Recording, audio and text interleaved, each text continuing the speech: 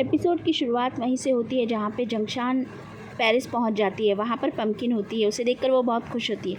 ये वही बच्ची है जिसकी मदद जंगशान ने की होती है। वो जंगशान को पूछती है तो वो बोलता है कि तुम अकेली ना रहो, इसलिए मैंने उसे भी भेजा है, तो तुम खुश रहना। जंगशान पेरिस में काफ़ी सारी चीज़ें सीख रही होती है। वो वहाँ पर बोलना सीखती है, वहाँ की जगहों पर घूमती है और पेंटिंग वगैरह भी कर रही होती है। फिर भी लंगशान को उसकी बहुत फ़िक्र होती है। अंकल चैनू से आकर बोलते हैं कि तुम्हारे लिए एक साइकेट्रिस्ट आने वाली है, तो तुम उससे मिल लेना। तो जंगशान कहती है मैं कोई बीमार थोड़ी हूँ जो मैं उससे मिल लूँगी, तो प्लीज़ आप उसे मना कर दीजिए। अंकल चैन कहते हैं ठीक है कोई बात नहीं, लेकिन आपके भाई को आपकी फ़िक्र थी इसलिए बता रहा हूँ। वो नीचे जाते हैं और नीचे साइकेट्रिस्ट आई हुई होती है तो उसे मना कर देते हैं। वो ये सुनकर वहाँ से चली जाती है। अब हमें लंगशान दिखाते हैं जो कि अपना वीडियो बना रहा होता है, और वो वीडियो बनाता है ताकि अगर उसे कुछ हो जाए या कुछ भूल भी जाए तो ये सारी मेमोरीज़ उसको याद रहें। आगे जंगशान को दिखाते हैं जो बहुत खुश होती है और लंगशान से कहती है कि मैं ठीक हूँ और काफ़ी बेहतर हूँ। अब हमें नियान को दिखाते हैं। नियान जो है वो फिर से बीमार हो जाती है। लंगशान उससे मिलने के लिए आता है। वो कहती है कि क्या कोई भी उम्मीद नहीं है मेरी, मैं तुम्हें कॉलेज से चाहती हूँ, फिर भी तुमने आज तक मुझसे अच्छे से बात भी नहीं की। वो बाहर आता है तो अंकल चैन का उसको फ़ोन आता है। वो बोलता है कि अभी मेरी टिकट मत कराइए, मुझे थोड़ा वक्त लग जाएगा। आगे हमें दिखाते हैं जंगशान जो है पेरिस घूम रही होती है। तभी सामने खड़ा हुआ टेन्यू उसे नज़र आ जाता है। वो उसे देखकर थोड़ी देर के लिए रुक जाती है और उसे गौर लगाकर देखती है। फिर वो वहाँ से जाने लगती है, लेकिन तभी टेन्यू की छड़ी नीचे गिर जाती है। वो अपनी छड़ी को पैरों से ढूंढ रहा होता है। ये देखकर जंगशान को बहुत ताज्जुब होता है। वो उसके करीब चली जाती है, लेकिन फिर भी टेन्यू उसे नहीं पहचानता। वो छड़ी उठाकर उसके हाथ में देती है।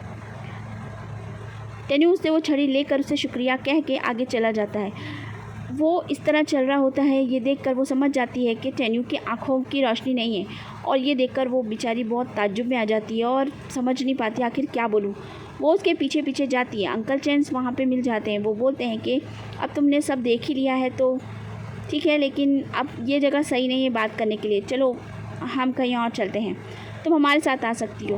अंकल चैन जो होते हैं वो जंगशान से बोलते हैं कि तुम हमारे साथ घर पर चलो।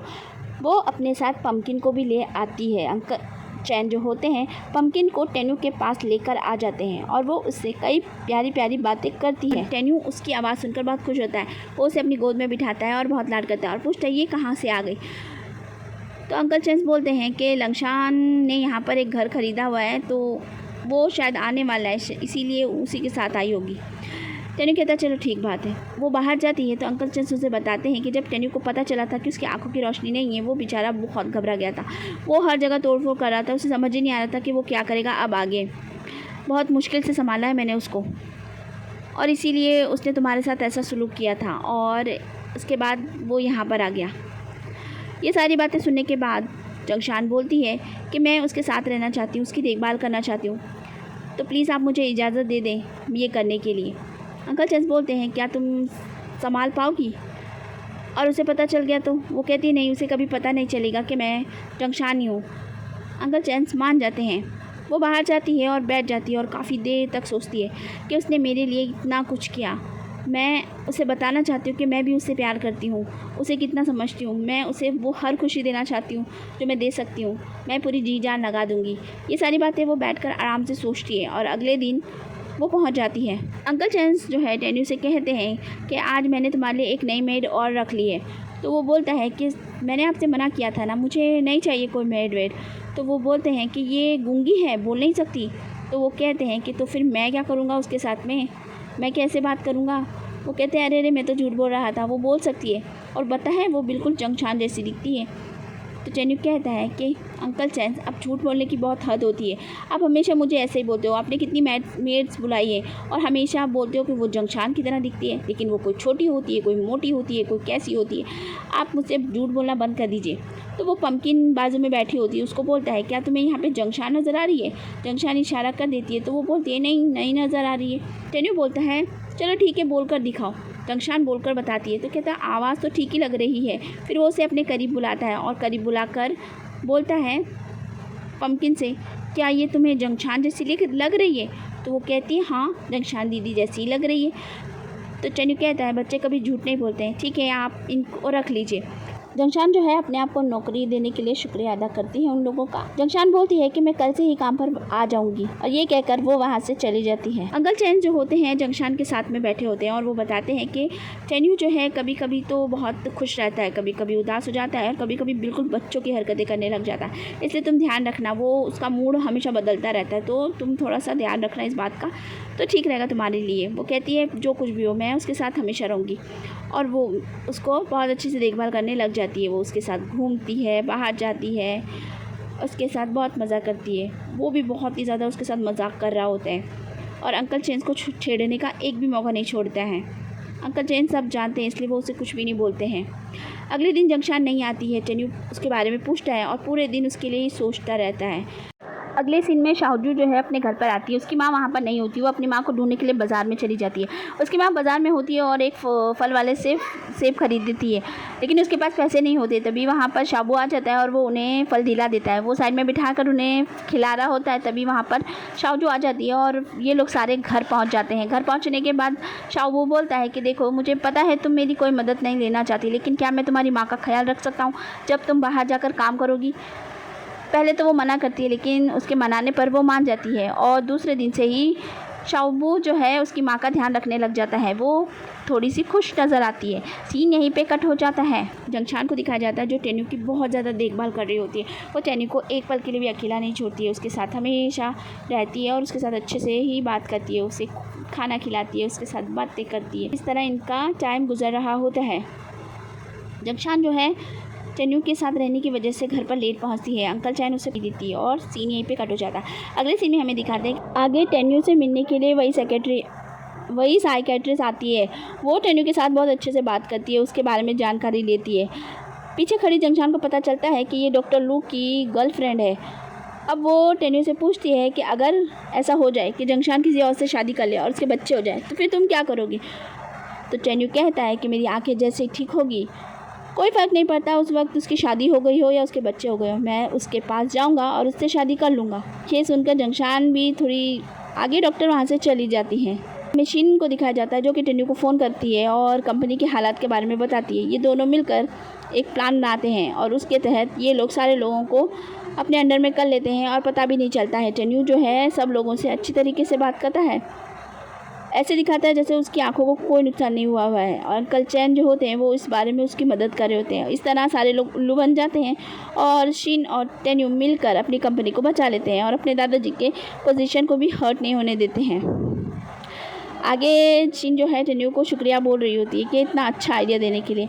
वो भी उसे शुक्रिया कहता है कि मेरा साथ बनाए रखने के लिए। सीन यहीं पे कट हो जाता है। अगले सीन में दिखाते हैं कि अंकल चैन के साथ चेयरमैन मून होते हैं और वो बोल रहे होते हैं कि ये लड़की सही टाइम पे घर पे क्यों नहीं आती है और वो उसके बारे में बुरी बुरी बातें बोल रहे होते हैं कि अगर मेरे बेटा नहीं होता तो मैं इस लड़की को कब से यहाँ से निकाल देता, मैं तो इसे यहाँ रखता ही नहीं। ये सारी बातें जो हैं जंगशान जो है सुन लेती है और बाहर चली जाती है। काफ़ी देर तक वो बाहर खड़ी रहती है और सोचती रहती है। उसके बाद वो घर जाती है, अंकल चैन से भी बात नहीं करती और सीधा कमरे में चली जाती है। सीन यहीं पे कट हो जाता है। आगे शिन फिर से टेन्यू को फ़ोन करके बताती है कि दादाजी को वापस से चेयरमैन बना दिया गया है। ये सुनकर टेन्यू को बहुत अच्छा लगता है और इतनी मेहनत करने के बाद उसे सुकून हो जाता है। जिंजर शिन से पूछता है कि आखिर ये चल क्या रहा है, तो शिन बोलती है कि तुम्हें टेन्यू से पूछ लेना चाहिए और ये लोग मिस्टर शू से मिलने के लिए जाते हैं। शिन जो है मिस्टर शू का शुक्रिया अदा करती है। मिस्टर शू बोलते हैं कि टेन्यू को मैं बचपन से जानता हूँ, मैंने उसे बड़ा होते देखा है, वो बहुत ज़्यादा मेहनती है और स्मार्ट भी है। उसके दादाजी ने उसे बहुत अच्छा तैयार किया है, वो बिज़नेस के मामले में बहुत ही ज़्यादा बेहतरीन है। मुझे उसे सपोर्ट करके खुशी हुई है। ये सुनकर जिंजर कहता है कि आप बिल्कुल ठीक कर रहे हैं सर, और सीन यहीं पे कट हो जाता है। अगले सीन में हमें दिखाते हैं कि जंगशान जो है टेन्यू के साथ में घूम रही होती है। वो लोग घूमते घूमते एक जगह से गुजरते हैं तो टेन्यू बोलता है पेरिस बहुत ज़्यादा खूबसूरत है, मुझे बहुत ज़्यादा पसंद है, मैं बहुत ज़्यादा वक्त यहाँ पर रहा हूँ, दादाजी ने मुझे यहाँ पढ़ाई के लिए भी भेजा था। ये सारी बातें वो जंगशान से बता रहा होता है। जंगशान बोलती है एक बात बताओ, अगर तुम्हारी आंखें ठीक हो गई तो तुम क्या करना चाहोगे। आगे टेन्यू कहता है कि मुझे बहुत ज़्यादा भूख लगी है, चलो कुछ खाने चलते हैं। वो दोनों एक जगह बैठ जाते हैं और कुछ खा रहे होते हैं। खाते खाते जंगशान बोलती है कि मैं एक जगह जानती हूँ यहाँ पर, कैफ़े द फ्लावर, हम वहाँ पर जाएंगे। तो चैन्यू बोलता है कौन सा फ्लावर? वो कहती है कैफ़े द फ्लावर, और वो दोनों वहाँ चले जाते हैं। वहाँ पर जाने पर पता चलता है कि यहाँ पे एक भी सीट खाली नहीं है, बहुत भीड़ है। तो जंगशान बोलती है कि चलो यहाँ से चलते हैं। चैन्यू बोलता है रुकते हैं ना, खाली हो जाएगा, फिर कुछ खा के चलते हैं। जंगशान कहती है नहीं, अभी चलते हैं। अब दोनों वहाँ से चले जाते हैं। अगले दिन जंगशान फिर से टेन्यू से मिलती है। अब के वो उसे कहानियाँ सुना रही होती है किताबें पढ़कर। फिर वो पूछती है कि मैंने तुमसे एक सवाल किया था, क्या तुम्हारी आंखें ठीक हो जाएगी तो तुम क्या करना चाहोगे? वो कहता है कि मैं शादी करना चाहता हूँ। ये सुनकर जंगशान कुछ नहीं बोलती है। वो बोलता है कि मेरा सपना है और मैं इसे ज़रूर पूरा करूँगा। आगे जंगशान अपने घर में बैठी हुई होती है, तभी वहाँ पर मिस्टर मून आ जाते हैं और वो उसे बोलते हैं कि क्या बात है, टेन्यू से मिलकर काफ़ी अच्छा लग रहा होगा तुम्हें। ये सुनकर वो चौंक जाती है और वहाँ से जाने लगती है। तभी सामने से जंगशान आ जाता है और उसे गले लगा लेता है। उसे देखकर मिस्टर मून उसे हेलो बोलकर चले जाते हैं वहाँ से। वो बोलता है कि क्या बात है, ये क्या चल रहा था? वो कुछ नहीं बोलती है और वहाँ से चली जाती है। आगे हमें दिखाते हैं कि टेन्यू को अंकल चैंस जो होते हैं वो बताते हैं कि जंगशान यहाँ पर आ चुका है। वो बोलता है कोई बात नहीं, हमें इससे क्या मतलब। वो कुछ नहीं बोलता है इसके बारे में। ये आगे जंगशान जो होती है जंगशान से बिल्कुल भी बात नहीं कर रही होती है। पम्पकिन के साथ बिजी होती है, वो उससे बातें करती है, कभी किताबें पढ़ रही होती है, लेकिन वो बिल्कुल भी उससे बात नहीं कर रही होती है। ये सोच सोच के उससे पागल हो जा रहा होता है, क्या करिए मुझसे बोल क्यों नहीं रही है। और यहीं पे हमारे सीन ख़त्म हो जाता है। तो फ्रेंड्स, आपको वीडियो पसंद आया है तो मेरे चैनल को सब्सक्राइब कीजिए, लाइक कीजिए। मिलती हूँ नेक्स्ट वीडियो में। Bye bye.